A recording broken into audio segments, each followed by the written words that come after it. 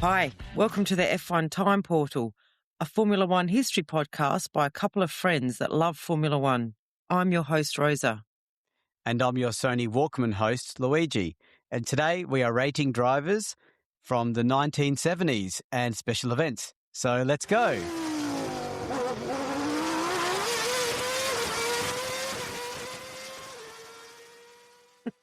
I love how you wrote the script and you didn't stick to the script. I know. I sort of got lost a little bit, but I think I've used Sony Walkman in the past. Yeah, I've got a feeling. It felt like deja vu. We've had the Sony Walkman conversation, so interesting. It's because I think it's the 70s and we would have used it in the 70s sometime. And this is our 70s wrap-up. And I sort of ran out of songs as well, so I had to come up with something. Well, Luigi, is this your favourite, bestest invention of the 70s? The Sony Walkman? I guess the one that I owned. Because I grew up in the 80s as a young boy, and so yes, and the Sony Walkman was only 78. It was 78, so it was about the time I was about the right age to get that thing. Yeah. It was cool. It was cool.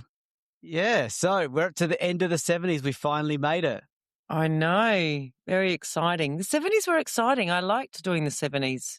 The best, I think, the best looking cars in Formula One history. Yes, absolutely. Absolutely. Both design, I don't know, Louis. I haven't. Look. Definitely. Yeah. In fact, you've stolen one of my points from later. But anyway. Okay. Sorry. I was going to ask, we're kind of going to stay away from like the sad and tragic moments because we don't really want to dwell on them. They were hard enough to deal with when we were doing the recaps. But I was going to ask, do you think, because I haven't done any research on this, but do you intuitively think that the 70s was perhaps the most, dangerous and lethal era of Formula One, given that the speed went so high and the safety hadn't caught up? Yeah, I don't want to go looking at which decade had the most deaths or anything. I haven't done sad. it either. And I don't think the 70s would win that, unfortunately. I think the 50s would win it, and maybe the 60s might come second. Do you think so? I would say the 70s was on a safety improvement path, but it certainly was not there. No. Yeah. All right, you're going to force me to look it up. I don't want to. I almost don't want to know, but I've got a feeling it's not as bad as the 50s. The 50s was really bad. Yeah, I feel like the 50s. Let's say most driver deaths, because the 50s had quite a bit of spectator deaths, didn't they? And injuries. Yes. Whereas these cars in the 70s, they were getting faster and faster.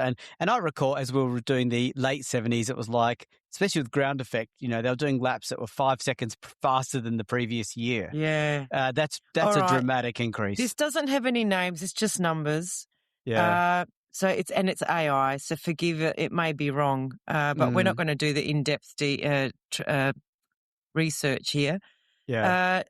It's citing 29 deaths in the 60s and 18 in the 70s. In the 50s? Yes, significant. It says 15. Yeah, and over a lot less races. Yeah, a lot less races. That's right. Yeah. Still not good to hear those numbers, and I'm sad to hear the 60s. There's no winner here. It's not like the 60s won something there. No, the 60s for me still has the most tragic one, I think. Yeah. But anyway, we're not going to talk about it. Here we are. We're here to celebrate the 70s. The 70s, exactly. We're going to celebrate the 70s. So what are we going to do first, Louis? So we're going to take turns going through the various highlights or events of the 70s decade. That might take us to the end of this first episode. We'll see. And then we're going to have our review the drivers that we felt were not in our top 5 but got honourable mentions. I think I've got 4 or 5 of those. And then we go 5, 4, 3, 2, 1. Who's the driver of the decade? I think we should do our 5, opinion. 4. All right. I reckon we should do 5, 4, 3, 2, 1 and then honourable mentions, because otherwise we'll give it away. I don't know. Anyway, it's like we'll figure that out in the break. We'll figure it out. Louis. Yeah. Okay. Okay. So what's your first call out for the 70s in terms of nice events? Okay. It's a bit of a theme. It's got lots of things in it, but I'm going to call out the 1976 season in its entirety as one of the most memorable aspects of the 70s. It had just so much in it. And it had the crash of Lauda and the comeback 6 weeks later at Monza. Yeah. The Hunt and Lauda rivalry went through the whole season, really. Yeah. The appeals, the the stuff that went wrong in the races, the whatever. So that was very exciting. And then the climax of it at Mount Fuji in Japan. So I'm calling out the whole of the 1976 season as a very memorable and enjoyable, albeit hard to research at times, season. That's a really good call out, and they made a movie about it. I mean, and Rush came out of it exactly. Yeah, not many seasons would warrant a movie, and that one definitely warranted a movie, and quite an accurate-ish movie too. Yeah, it is. I know that people have said to me, I've read about the 1976 season and then I've watched the movie Rush and it's like a documentary. I said, yeah, they did it. Yeah. They did really well to honour the truth of it. So, I'm saying 1976 is my top one. It's a good one. I didn't even have that I didn't have a season as an event, but good call out. My first one would be 19. Sorry, I'm just trying to look at my notes here.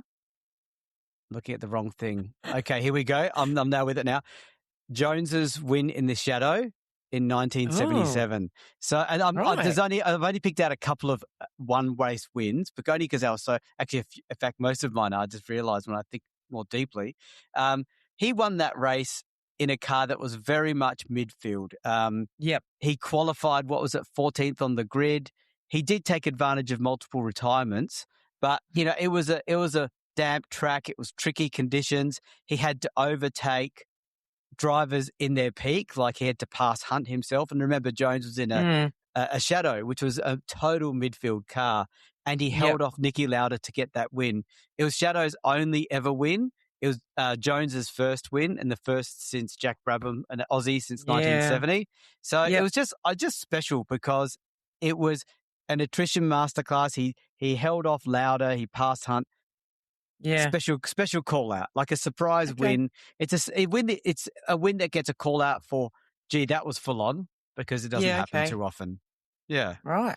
Oh, that's good. And I like it that you've highlighted an Australian. Yeah. I hope we can do that every decade, Louis. I don't know. Can we? No. We did it in the 50s or 60s. We did it in the 60s, I think. That would have been Brabham. Or he might have been in the 50s as well. Yeah, he won 59, remember? So that's right. Hopefully we can do that every decade. Yeah. All right, my second one is a personal one, I think. But I'm going to call out the coming to his I don't know what you call it, but the making of Gilles Villeneuve in the 70s. Yes. As when he's in McLaren, you mean, or the whole story? I think the whole story. I think the Ferrari, like the 70s for him, actually made the icon that he ended up.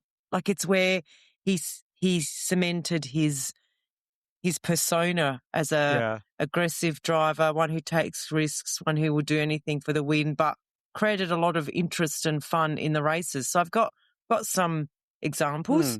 Got the 1979 French GP, of course. And that battle with Arnoux. I've got the 79 British and Belgium GPs. I think he was coming through the field from last in both of those races, or close to last. Yeah. And then had to, had car issues, like 1 lap from the end or 4 laps from the end, and couldn't finish the races. And then there was the 1979 Dutch GP, where he was leading and then he spun, got back to within catching Jones, and then his tyre exploded. But he didn't quit. He tried to go back to the pits on 3 wheels and destroyed his undercarriage and suspension and couldn't rejoin the race. So it's just those moments for Gilles, I think, that made him arrive on the scene and be a superstar right from there. So Gilles Villeneuve. Call out. Well, Well, I can add on to that, but I don't have much more to add because I didn't have Jules as a call out. It's an interesting one. I just called out the battle between Arnoux and Villeneuve in that Yeah. French Grand Prix in '79. To me, that's a Yeah. pivotal moment in great racing, and Yeah. I can tag on to your. It's part of the Jules story, I guess. Yeah. Yeah. I could have actually entitled it the Rosa and Gilles love affair, the beginning of The the start of Rosa and Gilles It's like when Villeneuve. he got your attention, That's and then right. he had a couple Yeah, of really good first dates. that's right. And let's not say Yeah. where it went to from there. No, let's not. Let's not. Yeah. Um, Okay. yeah. So that's my second one. Yeah. So did you want to go next, or Yeah. did you So put your? I'll go next now because I've just consumed one, but I didn't need to add more to what you already said because it was the same. But I had James Hunt's first win in the Hesketh. So I thought this was Oh. even more remarkable than the Jones one because that was at the 75 Dutch Grand Prix. He actually started from pole, but he overcame a poor start, broken gear lever that blistered his hand. The track conditions were changing. He did a tactical master stroke by pitting at just the right time, and he actually held off Niki Lauda's Ferrari by just 1 second after 105 laps in what was a very midfield car. It was Hesketh. It was just a Yeah. privateer with a lot of money. And so in that regard, I'm calling that out as a very remarkable win. A lot of people call it the most surprising win in F1 history. I wouldn't go that far, but I'd still say it's in the top 5 because it was such a out of the blue, even though Hunt had proven himself to be a star in midfield teams prior to that, like getting podiums and getting third places. Yes. But a win is a different thing. Yeah. He was always fast. He was always going to win, but you're right. The Hesketh was out of the blue. Yeah. It was, a nothing really team. Yeah. All right. I'm trying to pick my next one. I haven't put mine in order, so I'm just trying to. Yeah. Okay. I'm going to go, and you did steal my thunder. I'm just going to go. Yeah. My next most memorable thing of the 70s are the cool car designs. Okay. Yeah. That is a really good call out. I like every Ferrari of that era is awesome to look at. Yeah. I couldn't really pick an ugly one, like the 312 series, I guess. Yeah. They were all good. They were all really good. The one that obviously Lauda drove was amazingly good looking. Yeah. Even the one that Jules drove, even the early ones in the early 70s were really, really nice. The Lotuses, the Lotus 72 was awesome. 78. The Renaults look awesome with their were yellow. There. That's right. The Renaults are up there. The Tyrrells, Luigi, that blue of the Tyrrells. The Swedish Tyrrell, you mean? Yeah. The blue elf, the elf Tyrrell design.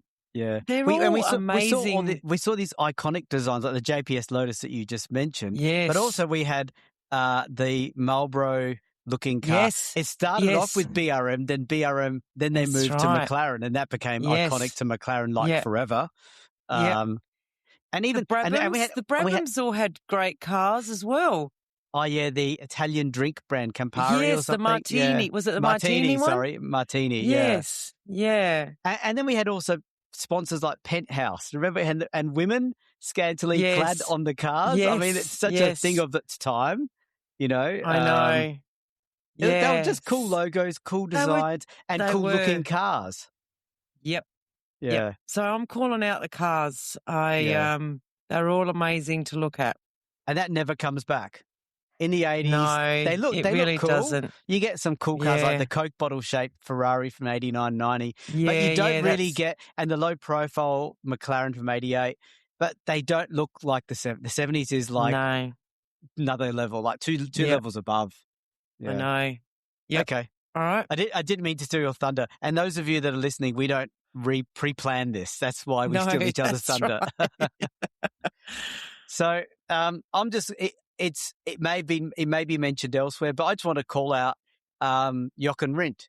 Formula One's one and only posthumous world champion. So he might also appear in other lists too, but it's just a nice acknowledgement that it's never happened since. Hopefully it will never happen again. No, that's right. All right. I've got I've got 3 more. I've actually got 4 more, but some of them I'm going to. I've got 4 as well. Yeah, I know. All right, I'm going to put this one next. Mm-hmm. The 1977 dump of Ferrari by Lauda. Oh wow! After winning the championship at Monza, was it? Yeah, he just won and ran. It was like a mic drop. Yeah, then he did it again in '79 to Brabham. Oh yeah, he said, "I'm out of here." Yeah, I want to run my airline, thanks. Yeah. So I just wanted to call out the big dog moves of Lauda. He was always did it his way. He never got bullied into anything for, the way it looked or sponsors or anything like that. He just did it for him. So I think that's something worth remembering, I think. And not just for him, just for what was right. Yes. You know, because I wouldn't say he was selfishly doing it. No. It was like, oh, this is rubbish, and I'm out. That's right. I'm not taking it. So in that regard, he's a bit of one. He should be one of my heroes. Yes, he should be, Luigi. It's because he drives for Ferrari that you don't like him that much. No, he was in McLaren. Don't worry. Okay. Okay, that's a good one. I've got another one race one. Peter Gethin.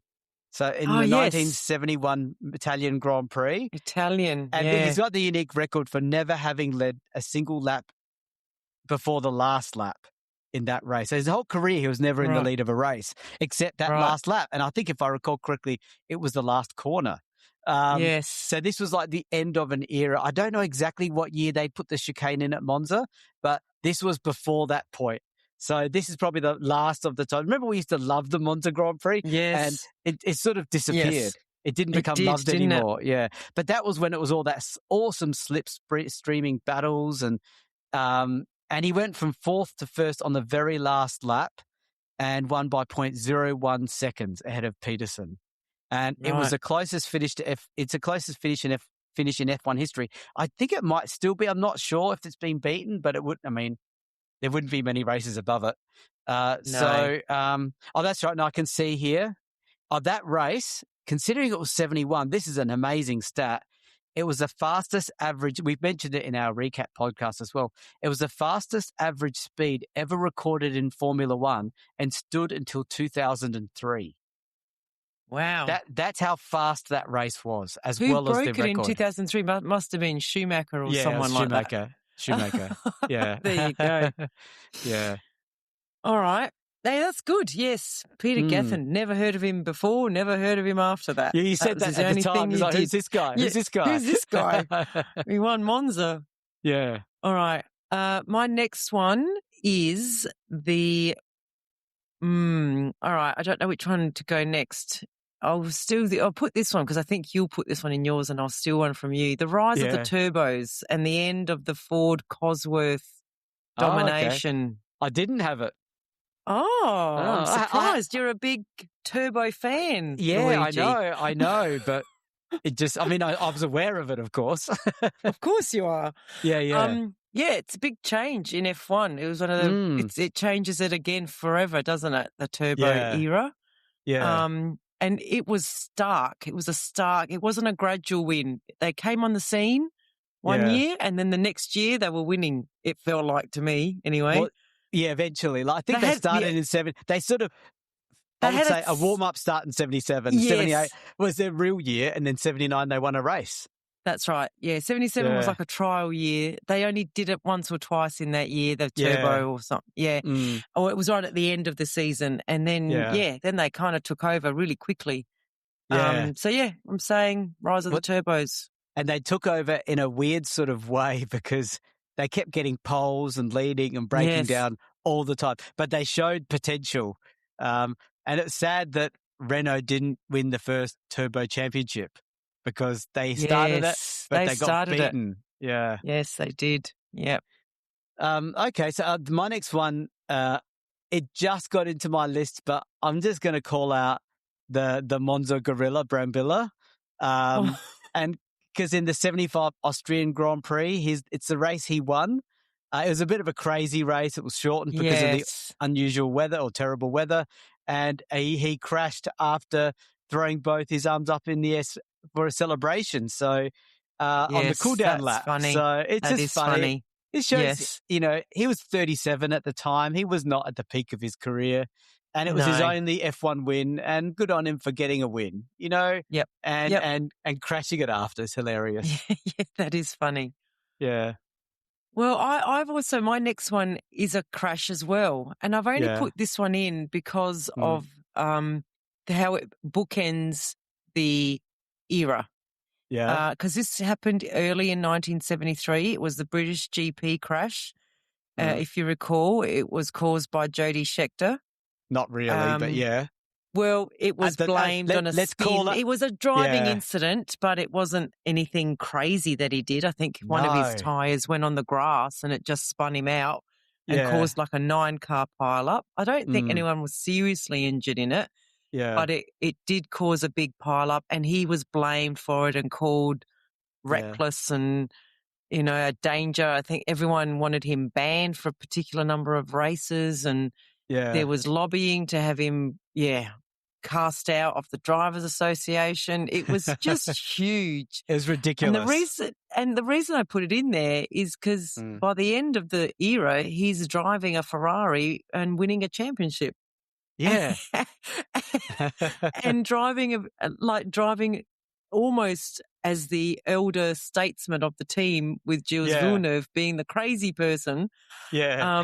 But they're only like 1 year apart. So Or it's just 2 years apart. Yeah. 2 years apart. That's right. Yeah. In age. So it just is funny that, it was one of the biggest controversies early in the 70s. And, and he ended up winning a championship in 79. Yeah, and who would have thought the crazy guy would, And That's right. This isn't, and just calling out another thing, Scheckter joined that Wolf team, and on debut, Wolf won, I think he won the first race with Wolf, and Wolf's first race, and even the third or fourth race. So it was like, he became a really good driver after his early days. But his early days was quite dynamic. It was a bit like James Hunt, wasn't he? So, yeah. Yes, that's right. Yes. Yeah. Okay, so my next one is the Brabham fan car. Oh, so it's just you love this car. It's just the story. It's like they came up with a great idea. It was a dodgy excuse. They pretended it was to cool the engine down, but really it was to suck the car down like a vacuum, and it worked really well. I like just the story behind it. As in, they even had used a garbage can lid to hide the fan so people didn't see it. And you see pictures of it, it clearly looks like a garbage can lid. And it's like, oh, wow. I'm surprised they found it fit, Yes.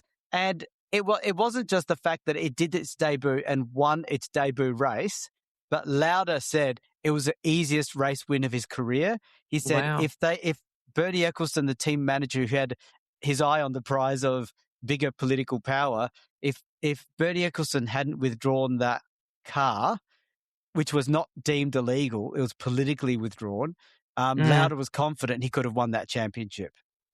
That's a big call. And that's huge. 78, the year that Andretti won the championship easily. Lauda thinks he had it because he thinks he would have, I guess he was thinking he could win every race now. And I think he could have. I really do. I think he could have as well, Louis. I think, that was an ugly side of politics, ruining F1 competition, I think. Yeah, but awesome innovation, isn't it? It is awesome. And that's why the 70s cars, going back to your point about how they looked and their design, you just had radical design like this, real radical. And I've obviously got one more coming, and leave that for me, Rosa. Okay, all right. Well, my last one then, I put in the Jones 1979 Williams year. Oh, okay. Yep. Just because, he was nowhere in that car at the beginning of the season. I think he had like 4 out of 7 retirements, or even 5 out of 7 retirements in the beginning part of that season. Mm-hmm. And then in the last part of that season, when they launched their ground effect car, he just took off. He was almost unstoppable in that car. Yeah. It's a shame he didn't win the first race for Williams. It was Regazzoni. Yeah. But it was a come out year for him. And he'd been around a while, remember? Like, I think he got his that first. win. He got that win with Shadow that I just talked about. So Yeah, that's right. He was like a one-off winner at that point. Yes, that's right. He was it was almost going to be like, Jones was just a one-hit wonder, not going to really do anything. And then he lands in Williams, and and we say this a lot, he landed there at the right time when they got a really good car on the track, and he was a good driver. I mean, they're all good drivers at this level. Yeah. And he just got there, and it launches his career. So I thought that was a really standout year for him. Yeah, and I'll just add to that. It wasn't just that it launched his career, but you have to remember that, okay, Regazzoni got that first win that really should have been Jones, but Jones had that breakdown. But yes. I guess the other thing I wanted to flag is there are other if he hadn't beaten Regazzoni completely, let's say him and Regazzoni were head-to-head, equal on race results, they could have both been cleared out because Williams might say, okay, now I've got a race-winning car. I need 2 top-tier A drivers. Yes. But Jones showed he was a top-tier A. He was, yes. But if he hadn't done that, if he hadn't wiped Regazzoni, which he pretty much did do, he wouldn't have had the opportunities that followed, I guess. Yeah. Yep. So good on him. Yeah. My last one is the Tyrrell six-wheeler. And yes, it's in the same vein as the fan car. Yes. You only see this in the 70s. I mean, you don't see that any other era onwards. Nothing as radical as a six-wheeler, nothing as radical as a big, huge fan on the back of the car. And it even won a race. So to win a race, and it was I think it was like the 4th or 5th race with that car. So initially when the six-wheeler came out, it was mocked a little bit, like, oh, this is ridiculous. Yes. But it was sort of up there. And Jody Scheckter, funnily enough, mentioning him again, he did a really good job in just establishing that car. But I think he actually did win. He won the race. Yeah, he did win the race. Yeah. Yeah. But it was like their 4th or 5th race. It was mocked because Formula One had tried things like the four-wheel drive car in the previous era, I believe, in the 60s. A lot of teams tried a four-wheel drive car and it just didn't work. Yeah, the weight and all that. Mm. Yeah, that's right. And so you're seeing a six-wheeler that looks even more ridiculous than a four-wheel drive technology, and you think this is not going to work, and it surprisingly did for a little while until it got left behind with tyres and other kind of innovations that were too. It went with the masses, didn't it? It didn't go with the different car. So it's a shame, but good. Yeah. You love that car. I know it's going to be in there for sure. Yeah, yeah, that's right. And I guess it's almost like it's the poster child of the 70s Formula One. Like if someone wants to say, here, look at, if you want to surprise someone, you just show them that car. Okay. Yeah. It does sum up the 70s. Yeah. It's like flares. It's like disco. It stands out, right? Yeah. Yeah. Well, that's it. That's all I had as highlights. Yeah, that's all I had too. Yeah, okay. No, that's all. That was the end of mine as well. I probably didn't go through to the detail that you did. I sort of went more thematic, but I think that was a really good roundup of the 70s for us, Louis. And like I said, we talked about all these things in our race recaps. So go and listen if you're interested. But we might leave it there and come back with the more controversial section of our wrap-ups normally, where Luigi and I fight about who should be in the top 5 and who shouldn't be in the top 5. For the 1970s decade. For the 1970s, yep. Yeah. Okay, bye. See you then.